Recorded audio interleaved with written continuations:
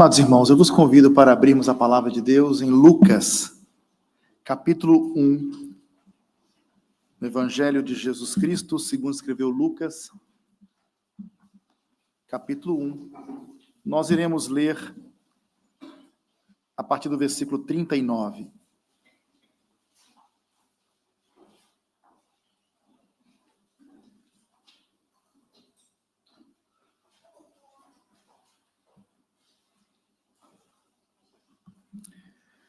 Deixa a sua Bíblia aberta, daqui a pouco faremos a leitura, portanto, Lucas capítulo 1, versículo 39. No sexto mês, se observarmos o contexto dessa passagem, no sexto mês, a idosa e estéril Isabel, ela descansava na sua casa, enquanto ela estava aguardando o nascimento de João Batista. A jovem, ainda Virgem Maria, concebera havia pouco. Ela foi, por obra do Espírito Santo, envolvida pela graça de Deus, e o que nela estava sendo gerado era, de fato, obra do Espírito Santo. Em confirmação à promessa de Deus, o anjo contou a Maria, portanto, que sua prima Isabel estava grávida, já no sexto mês de gravidez. E Maria, portanto, ela entendeu o recado e foi encontrar-se, portanto, com a sua velha prima, já idosa, estéril, porém grávida, também pelo milagre do Senhor. É interessante que parece-me que na vida de Isabel, Deus chegou atrasado. Na vida de Maria, chegou adiantado. Pois para Deus nada é impossível. Os teólogos chamam essa visita, esse encontro de Maria com Isabel, de a visita, literalmente. O que elas partilhavam aqui era algo singular, as únicas escolhidas para serem, portanto, as mães que iriam gerar, portanto, os filhos da promessa, as primeiras a saber também que Deus, ele tinha vindo para redimir o seu povo. João Batista preparando o caminho do Senhor e Jesus, o Messias, o Filho de Deus, para redimir o seu povo. A visita aqui não seria apenas uma visita, portanto, de Maria para Isabel, uma visita na casa de Isabel, apenas entre elas, essas primas, mas também era uma visita para aquelas crianças que elas carregavam no ventre. É o que vamos observar aqui nos versículos 39 em diante. Na altura, João Batista, ainda bebezinho, porque é bom destacar que João Batista foi o maior profeta da antiga aliança, palavras do próprio Senhor Jesus, aquele que foi chamado para preparar o caminho do Senhor, para anunciar a vinda de Cristo, o Messias, e ali estava no ventre de Maria o próprio Cristo, o Senhor da nova aliança. Então nós temos no ventre de uma o maior profeta e o último da velha aliança, e no ventre de outra o Senhor da nova aliança. Então quando Maria ela se encontrou com Isabel, naquele encontro, as alianças antiga e nova se conectaram naquele exato momento. Então houve aqui uma reação espontânea, uma reação exultante, como se a antiga aliança estivesse a saudar a nova aliança. Portanto, vamos ler o texto, portanto, Lucas, capítulo 1, versículos 39, e vamos até o 45 neste primeiro momento. Naqueles dias, dispondo-se Maria, foi apressadamente à região montanhosa, a uma cidade de Judá. Entrou na casa de Zacarias e saudou Isabel. Ouvindo esta a saudação de Maria, a criança lhe estremeceu no ventre. Então Isabel ficou possuída do Espírito Santo e exclamou em alta voz: Bendita és tu entre as mulheres, e bendito o fruto do teu ventre. E de onde me provém que me venha visitar a mãe do meu Senhor? Pois logo que me chegou aos ouvidos a voz da tua saudação, a criança estremeceu de alegria dentro de mim. Bem-aventurada a que creu, porque serão cumpridas as palavras que lhe foram ditas da parte do Senhor. Aqui temos o cântico de Isabel. Dos versículos 39 ao 45, eles expressam aqui a alegria que surge sempre que alguém tem um encontro com Cristo, ou que reconhece a Jesus como o Cristo. Ela reconheceu aqui que Maria carregava o seu Senhor. E aqui há uma expressão de alegria. E vale a pena ressaltar que mesmo antes de nascer, no útero de sua mãe, João Batista, miraculosamente, reconhece, pela obra do Espírito Santo, não é? Ele reconhece a presença de Cristo com movimentos de alegria.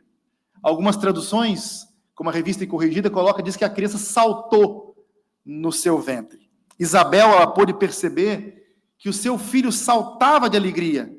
É possível também que ela também conhecesse aquela promessa de que Deus fez diretamente para o pai, para Zacarias, como está lá em Lucas 1,15, de que aquela criança seria cheia do Espírito Santo desde o ventre de sua mãe. Portanto, aquela criança já seria uma criança trabalhada por Deus, já desde o ventre da mãe, e por meio, portanto, do testemunho do Espírito Santo, e é importante dizer isso, a criança reconhece a presença de Cristo. Tempos depois, quando o Senhor Jesus começa o seu ministério público, João testifica que a sua alegria estava completa. Depois leiam João 3:29. Já no ventre, ao reconhecer o Messias de uma forma miraculosa, ela tem movimentos de alegria, essa criança. E no final do ministério de João Batista, completando o seu ministério, a sua alegria estava completa. Do início ao fim, esta alegria no Messias. Esta é a alegria, meus irmãos, que tivera, portanto, início desde o ventre de Isabel na vida de João Batista. A vinda do Senhor Jesus Cristo, estamos agora nos domingos do Advento, estamos a destacar muito a vinda de Cristo. Esta vinda é um facto que leva uma pessoa literalmente a saltar de alegria. Foi o que aconteceu com João Batista e acontece com todos aqueles que creem de fato em Cristo e experimentam em seus corações a alegria da reconciliação com Deus e da salvação.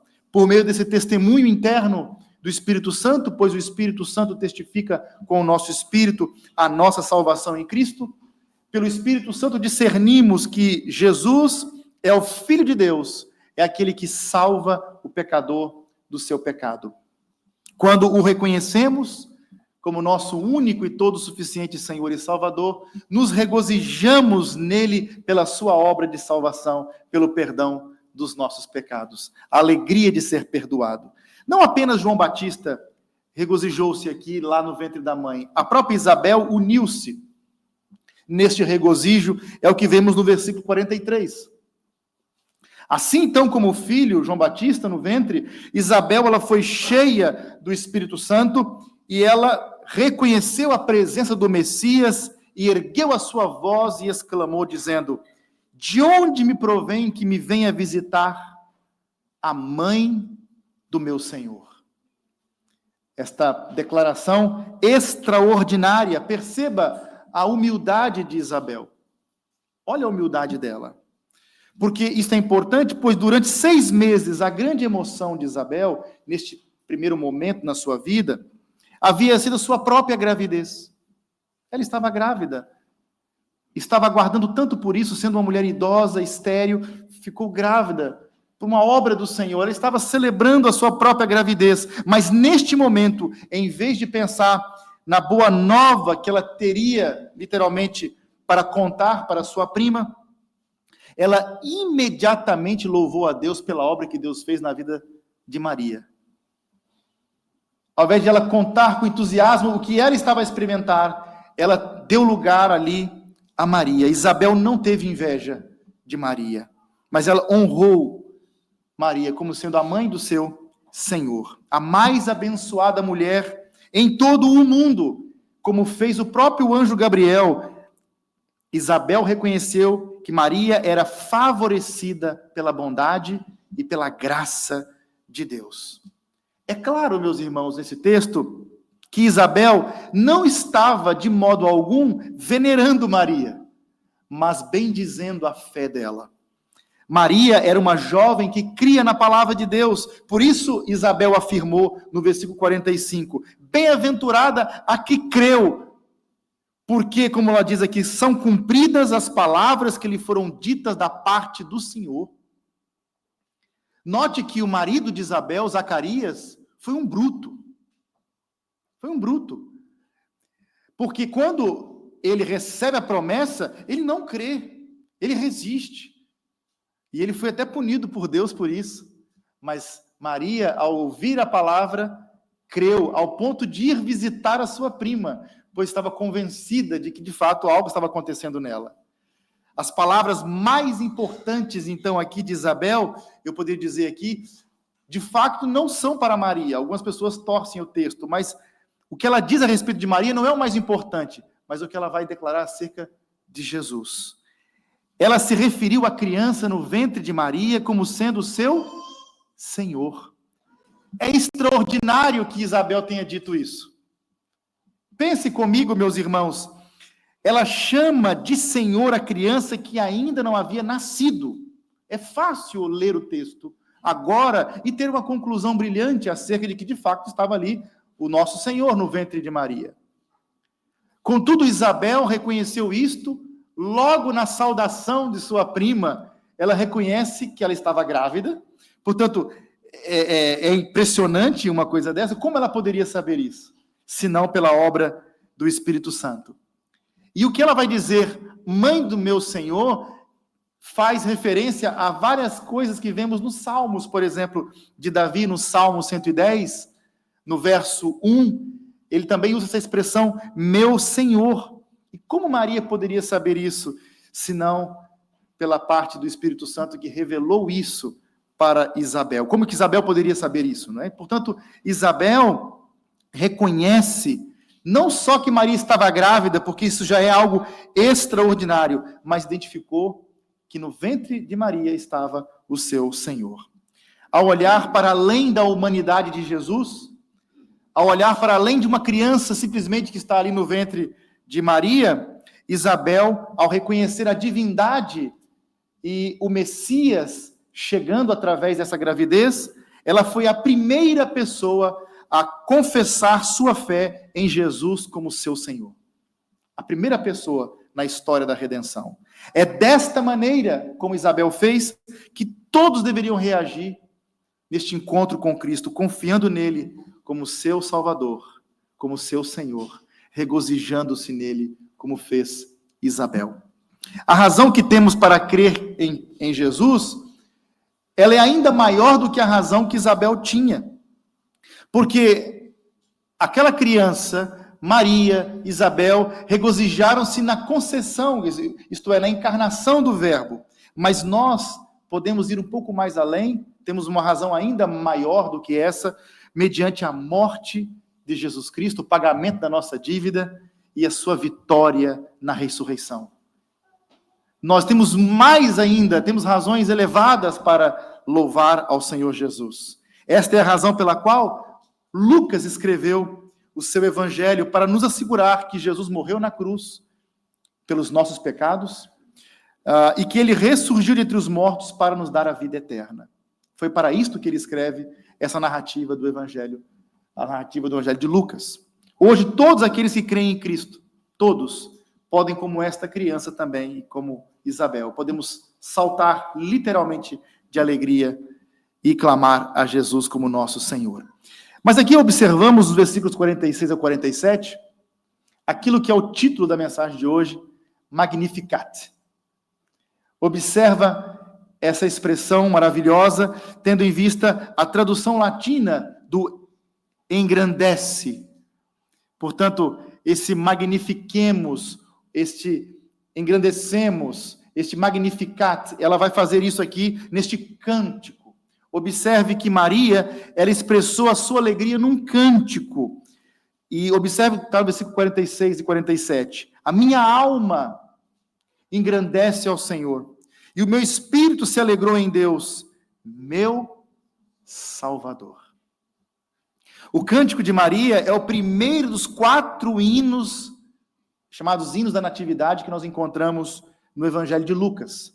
Temos o Magnificat, portanto, de Maria, Benedictus, de Zacarias, Glória dos anjos, Nunc Dimittis, de Simeão, Esses cânticos bíblicos, todos eles são conhecidos como cânticos natalinos, os primeiros hinos cristãos, ou talvez os últimos salmos e os primeiros hinos, porque tem uma estrutura de salmos aqui.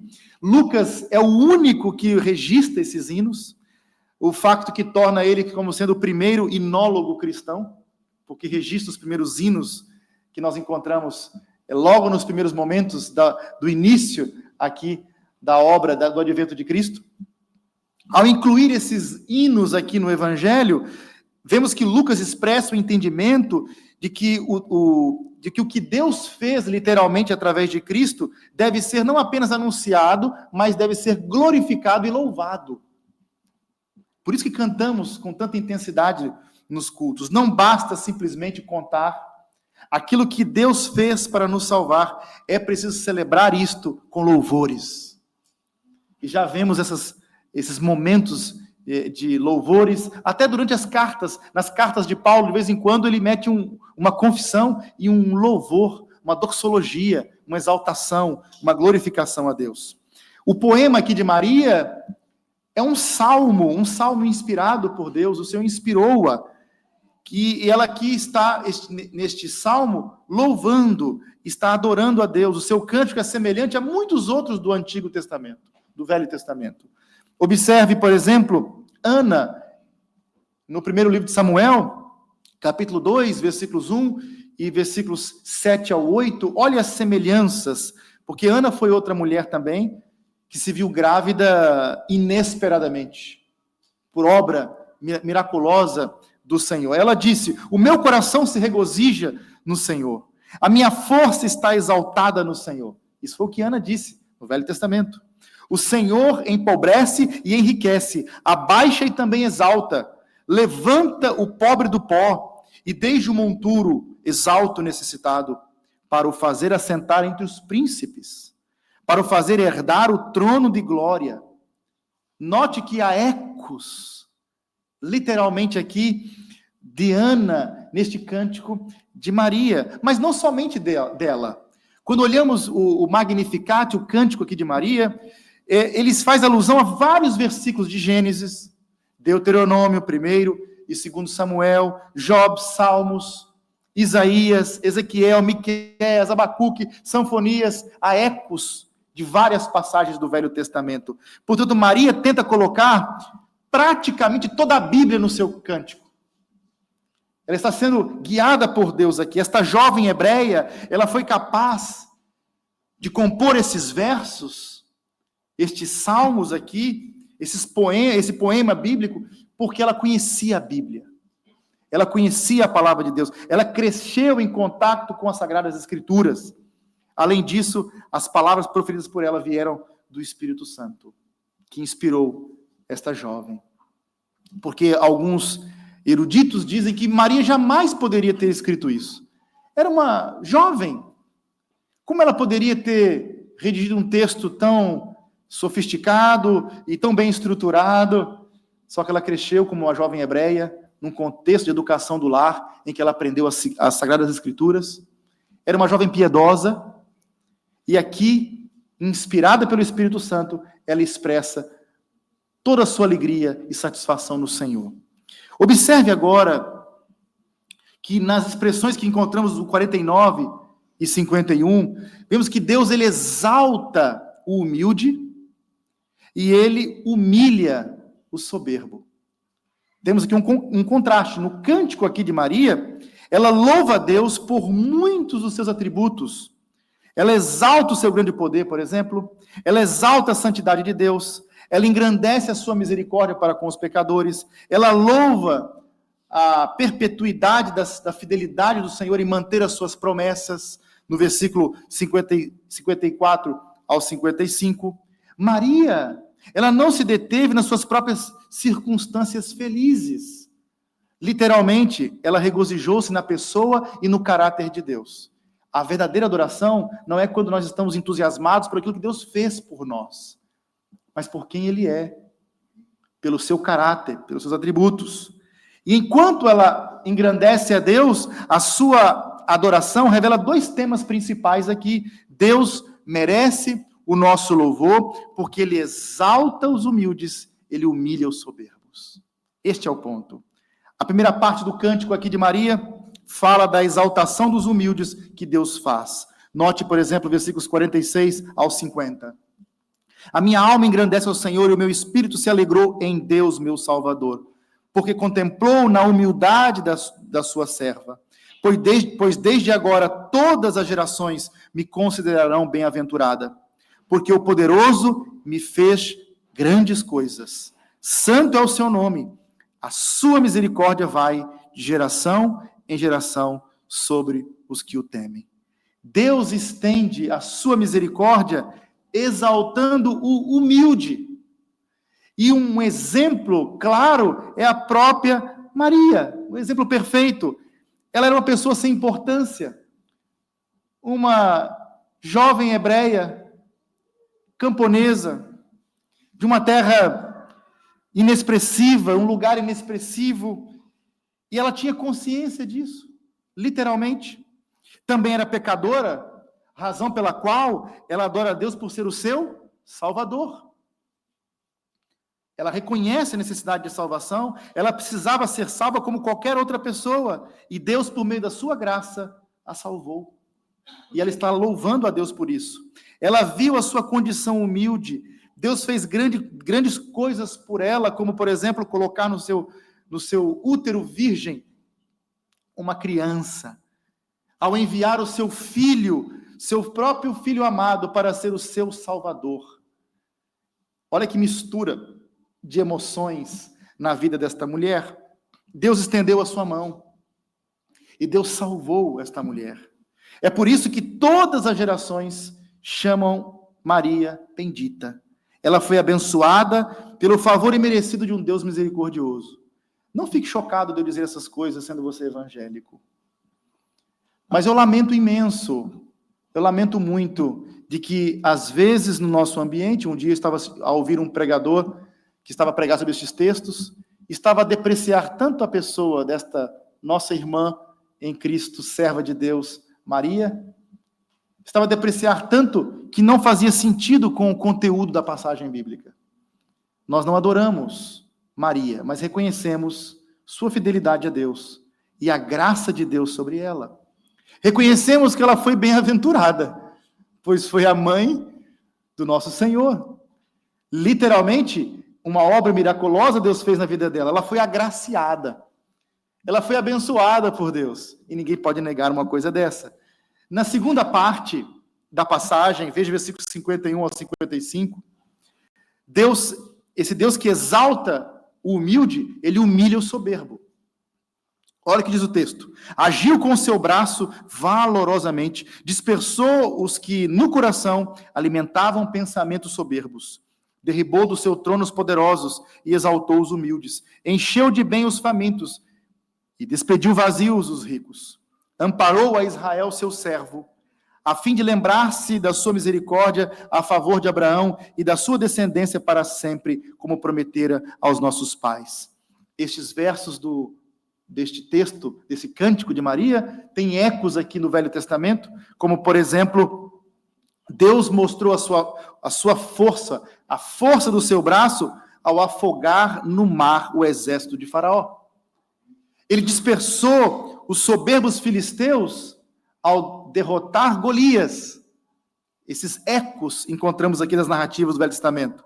Ele removeu do seu trono o poderoso Nabucodonosor, que era o grande imperador do Império Babilônico, na altura que dominava a Babilônia, um caldeu. Deus fez essas coisas para salvar o seu povo. Ele humilhou o soberbo para demonstrar misericórdia a Israel, como havia prometido na eterna aliança que ele firmou com Abraão. E ela está aqui, de certa forma, partilhar essas bênçãos do Senhor. Maria, ela fala aqui no tempo passado, das coisas que Deus fez. Contudo, ela faz isso apontando profecias para o futuro, porque as coisas que Deus prometeu para o seu povo são tão certas, que eu posso falar como sendo, que já são realidades para mim. Já são claras essas realidades, como, por exemplo, a nossa redenção final. Ela já é certa para aqueles que estão em Cristo. Com a concessão de Jesus, a grande inversão havia começado. Literalmente. A escolha de Maria para ser a mãe do nosso Senhor é a prova disso. Porque Deus aqui está a exaltar uma pessoa humilde. E logo ele humilharia os soberbos na sequência. Ele foi buscar essa jovem, literalmente, de uma terra desprezível, desconhecida, e ele já começa a exaltar os humildes, e esta mulher, mesmo pecadora, reconhecendo a grandeza do Senhor.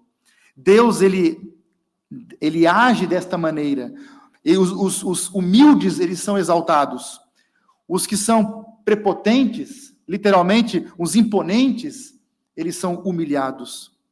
Isso é verdadeiro quanto às nações. Os governantes soberbos que tentam conquistar o mundo, eles sempre serão destruídos no fim. Todos os que querem ter o domínio das nações, ser os maiores e os poderosos, pilhando as nações, historicamente todos esses grandes caíram.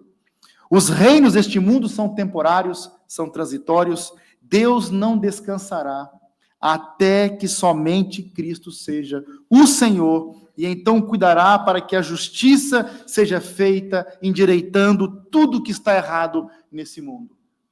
Eu não sei se somente eu fico incomodado, todos nós ficamos, talvez, penso que sim, com tanta injustiça. Deus vai endireitar as coisas.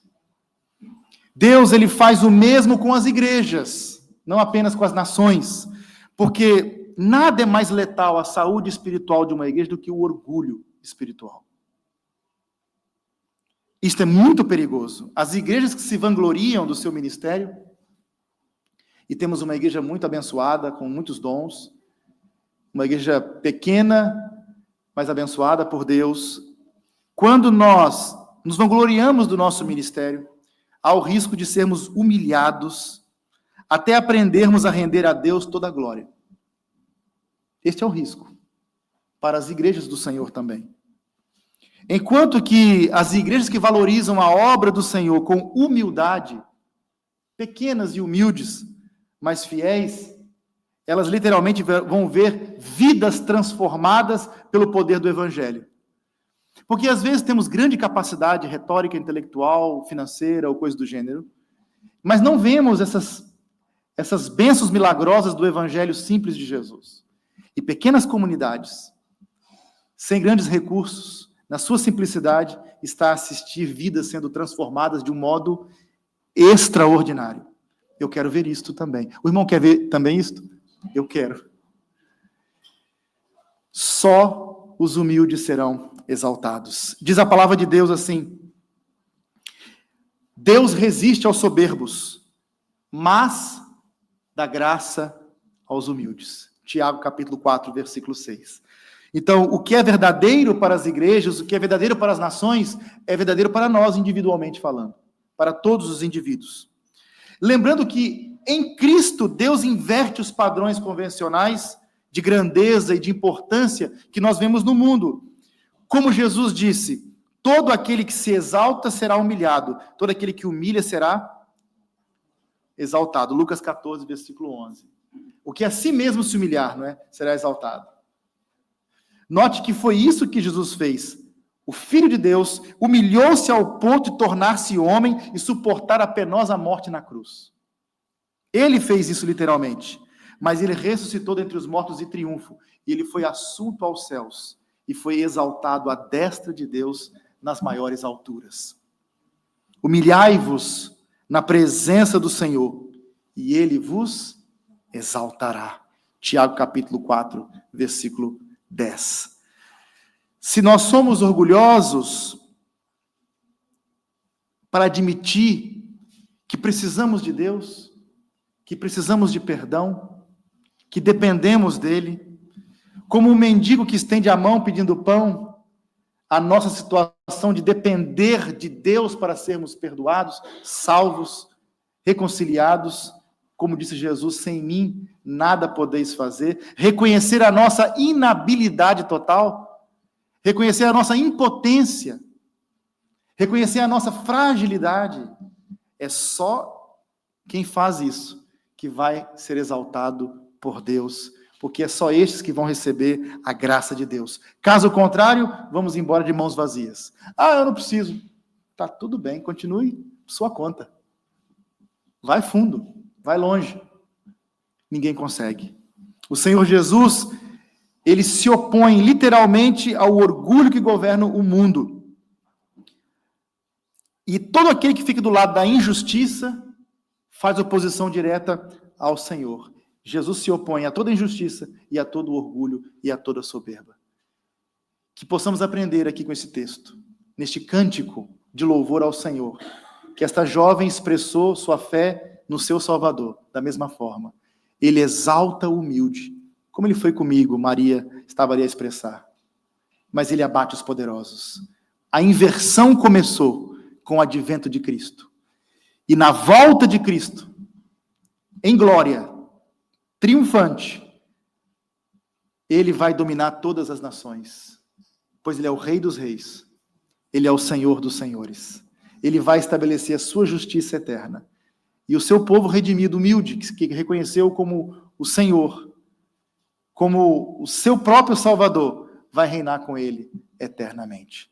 Se você não fez isso ainda, faça como essas mulheres aqui, Isabel, que reconheceu ele como Senhor, Maria, como seu Salvador, e o próprio João Batista, que saltou de alegria.